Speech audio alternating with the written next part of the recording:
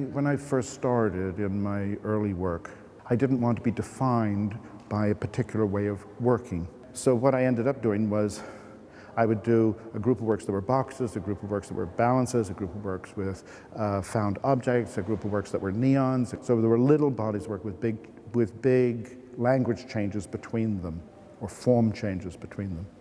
But to me, the way in which I've thought about art and thought about making art hasn't changed very much at all. So that in the boxes, I did something which I've done, say, in the recent paintings, which is you set up a system that takes you somewhere, and if you follow the rules, it takes you someplace, but you can't predict what it is.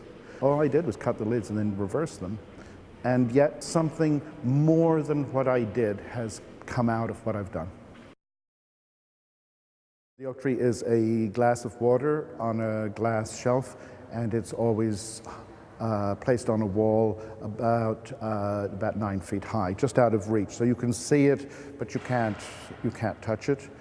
And then there's the text that accompanies it. I needed the text because I didn't want it to simply be a name change. If I called it an oak tree and that was it, you think it's a thing and he's called it this. And what I was trying to do in the text was explain that it isn't just the name I've changed the actual object.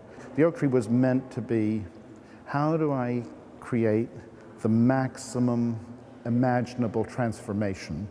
And my way of doing it was to produce no transformation at all.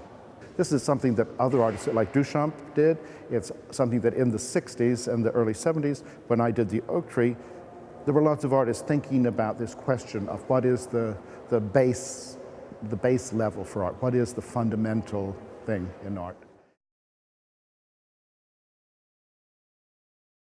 In the painting Knowing, I've taken a series of objects and none of them overlap. Each one of them is defining its own little area of space. And so all the objects are related in their spatial character, but it's not a painting in which there is perspective in the sense of a single perspective to which all the things are conforming. The smallest objects are at the front. Well, in a painting, if you have small objects that are big, that means they're close. That's the language of painting. That's how we understand a painting. And all of these things are things that we do because of our understanding about how to read a painting, how to read an image. I'm not interested in objects. I'm not interested in consumerism. I'm not interested in design. I'm interested in language and the way in which we interpret the world, understand the world through the things we make. And so there's the things we make, and then I use those as images, which is another thing we make, and then it's my language, and I'm trying to play in that zone where there's some slippage between things. I'm trying to create slippage.